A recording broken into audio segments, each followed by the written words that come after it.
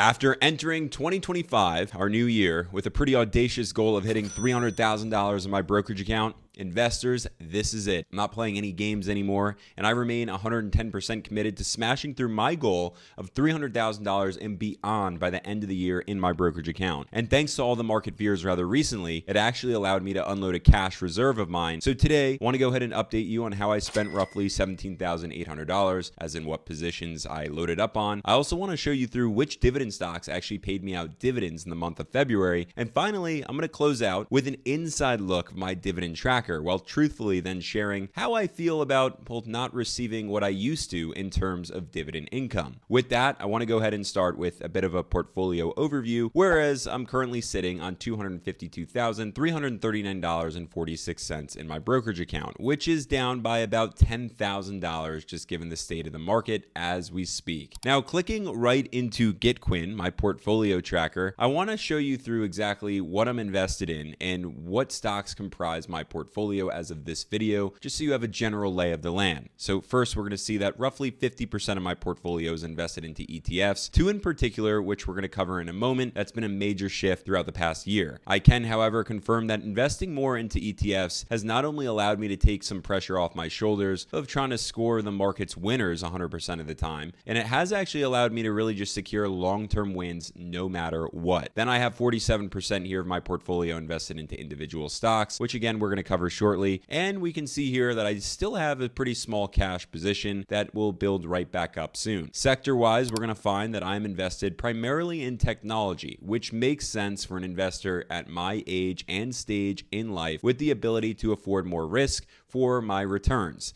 Nonetheless, tech makes up about 56% of my portfolio. I have a major stake in healthcare to balance out the risk, if you will, which makes up roughly 12% of my portfolio, as well as financials that weights in around 11% of my portfolio. Then we're going to see here that I have consumer staples, industrials, as well as consumer discretionary sectors weighting in at 5.3%, 4.3%, and 3.8% respectively, before my portfolio then spreads even thinner into the energy, business services, consumer services, and materials to a much lesser extent. Now, if we get to the stocks, the largest position within my portfolio actually comes down to the Vanguard S&P Index Fund, that's ticker symbol VOO, which is my investment foundation, equating to roughly 27% of my portfolio. That's followed by layer number 2 of my foundation, which is the Vanguard Technology Fund, ticker symbol VGT. That weights in around 23% of my portfolio. Then I finally get into individual stock positions here with Apple. That's coming in as the top dog here as my largest individual holding,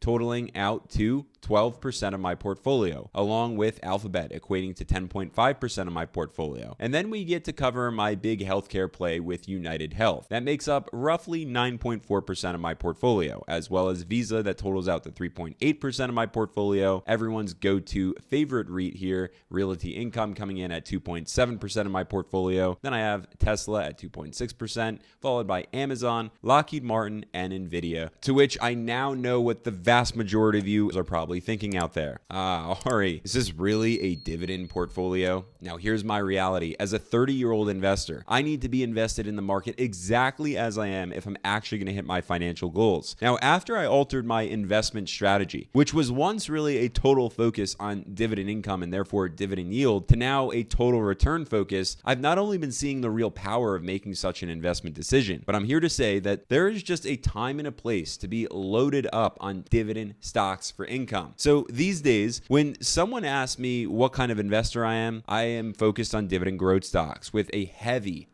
emphasis right now at this point in time on growth. Now, if that's the case, how much dividend income are we talking about, or at least did I receive this past month? Well, I had 3 dividend paychecks actually hit my account in February. The first came in from Apple, which is just going to be a powerful tech player for years and decades, in my opinion, to come. As I mentioned, Apple is one of my largest positions when it comes to individual stocks and has single-handedly delivered insane amounts of growth to me over the years. And for owning just 122 shares worth of Apple, I received a nice $30.46 dividend. which is not too shabby. And as for the second dividend paycheck that hit my account, it came in from good old Realty Income, which is a monthly paying real estate investment trust. I'm sure the vast majority of you are well aware of it. Now, as for the state of the market in investing into a REIT like this, well, it's really an ideal stock. I can tell you that just holding on to this one and sitting on Realty Income for the long term is going to be pure dividend magic. Personally, it's a great company to own if dividend income or at least monthly passive income is really what you're looking for. I own 115 shares right now and therefore received another $30.46 thanks to a higher 5% dividend yield. Then I received a nice chunk of a dividend for simply having money in my settlement fund with Vanguard. And as that money is just sitting there, it's well worth it to have it there and not in the bank. So I'd highly consider all of you looking into a very similar opportunity within your brokerage accounts. But nonetheless, I received $85.37 in total for the month of February. Now, that is not so mind-blowing. Well, maybe it is for some of you, but definitely not for me, because in previous months, I received a lot more in terms of dividend income. And if we click into my dividend tracker, I just want to show you firsthand that I have $138.72 on the year so far, including January's dividend income. And more importantly is just seeing that in previous years during the month of February, I made way more. So really, it's like going back in time to 2022. And while that may hit my ego, if I'm being honest, just a tad, I can't tell you I'm rolling in massive amounts of passive income just yet, but I'm going to share with you to just sit tight and wait. Now, if I didn't necessarily get a thrill from dividend income in February, then where did all this excitement that I have come from? Well, thanks to everybody panicking in the market, I did plenty of buying. A matter of fact, I spent over $17,868 in just 3 holdings. So let me go ahead and break them down for you, with $3,865 going directly into the S&P because, like I said, you can't go wrong with it. Then another $8,562 went into the second layer of my foundation, which is the Vanguard Technology ETF. And that's also a pretty safe, well, fail-safe investment in my opinion. And then I had, last but not least, $5,441 that went into Alphabet. And while I feel like the first 2 positions may be pretty obvious, I figured I'd just clue you in a bit more to my rationale when it comes to Alphabet. So first and foremost,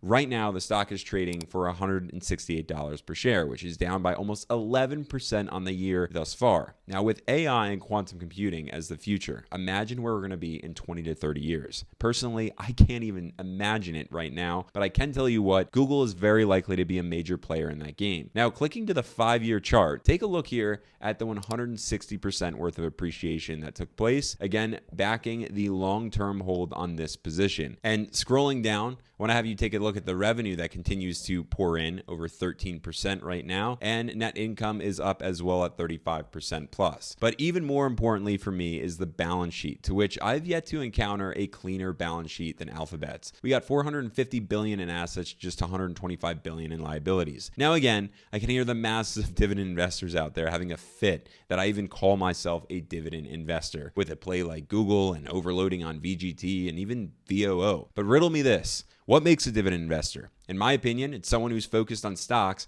that only pay a dividend. And if Walmart, with a less than 1% dividend yield, is a fan favorite, there's no reason why Google and the alike shouldn't be, especially with their growth potential. So clicking into Simply Safe Dividends, here we are with the safety score of Alphabet's at 80 and a dividend yield coming in at 0.47%, along with plenty of growth potential, given the payout is coming in at just 10% right now. So Alphabet has been and will remain my go-to tech stock and focus for 2025. I'm only going to continue to load up on VOO and VGT. And as for now, I'm going to be enjoying more growth to reach my financial goals than just investing for a dividend paycheck that I don't necessarily need right now. However, I do want to know your thoughts on my strategy. I want to know your strategy. And I also want to know how much dividend income you brought in this past month and which dividend stock was your top performer. So drop those comments down below. Now, tune in right here to catch the latest Masters of the Market chat, where I actually interview a CEO who's playing options on the S&P for a very safe strategy when it comes to earning dividend income. Subscribe, and until the next video, I will see you all there.